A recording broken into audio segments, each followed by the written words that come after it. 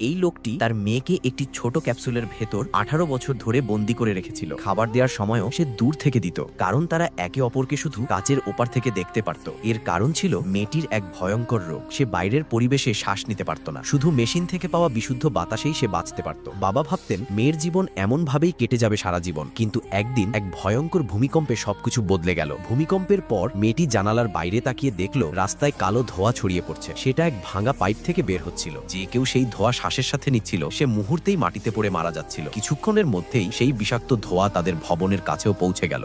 লোকটি সঙ্গে সঙ্গে বিষয়টি বুঝে ফেলল এবং তার স্ত্রীকে নিয়ে দৌড়ে উপরের তলায় চলে গেল। মেয়েটি তখনও নিরাপদ ছিল, কারণ তার ক্যাপসুলে বিশুদ্ধ বাতাসের মেশিন চলছিল। কিন্তু মা দেখলেন ধোঁয়া দ্রুত উপরের দিকে উঠছে। তারা দৌড়ে ভবনের একেবারে সর্বোচ্চ তলায় পৌঁছালেন। বারান্দা থেকে দেখা গেল পুরো শহর ঘন কালো ধোঁয়ায় ঢাকা পড়েছে। দেখতে যতই সুন্দর লাগছিল ততটাই ভয়ঙ্কর ছিল বাস্তবতা। ঠিক তখনই মেয়ের ফোন এলো। মা, মেশিনের চার্জ শেষ হয়ে যাচ্ছে, যদি 2 ঘন্টার মধ্যে ব্যাটারি বদলানো না হয় তাহলে বিষাক্ত বাতাস ভেতরে ঢুকে যাবে। এই কথা শুনে বাবা একদম ভয় পেয়ে গেলেন, কারণ তারা ছিল 18 তলায় আর মেয়ে ছিল 2য় তলায়। ব্যাটারি বদলাতে হলে অন্তত 5 মিনিট পর্যন্ত নিঃশ্বাস বন্ধ রাখতে হবে। হঠাৎ বাবার মনে পড়ল নিচের তলায় এক বৃদ্ধ থাকেন যার কাছে অক্সিজেন সিলিন্ডার আছে। সে তৎক্ষণাৎ পাইপ ধরে নিচে নামতে শুরু করলো। জানালা দিয়ে ভেতরে ঢুকেই দেখলো বৃদ্ধটি ইতিমধ্যেই মারা গেছেন। সে দ্রুত ঘর জুড়ে সিলিন্ডার খুঁজতে লাগলো, কারণ তার নিজেরও শ্বাস নিতে কষ্ট হচ্ছিল। অবশেষে একটি সিলিন্ডার পেয়ে স্বস্তির নিঃশ্বাস ফেললো। এখন যত তাড়াতাড়ি সম্ভব মেয়ের কাছে গিয়ে ব্যাটারি বদলানো দরকার। কিন্তু এরই মধ্যে দেখা গেল বিষাক্ত ধোঁয়া এখন উপরের তলাগুলোতেও পৌঁছে গেছে। নিচে নামতেই সে দেখলো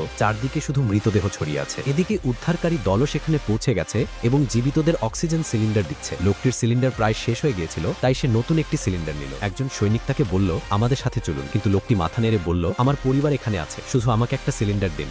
এরপর সে হিসাব করলো প্রতি ঘন্টায় গ্যাস প্রায় 2 মিটার করে উপরে উঠছে। সে স্ত্রীকে বলল, আমাদের যে কোনো মূল্যে এখান থেকে বের হতে হবে। তারা মেয়েকে বলল, তুমি এখানেই থাকো, আমরা নিরাপদ জায়গা খুঁজে এসে তোমাকে নিয়ে যাব।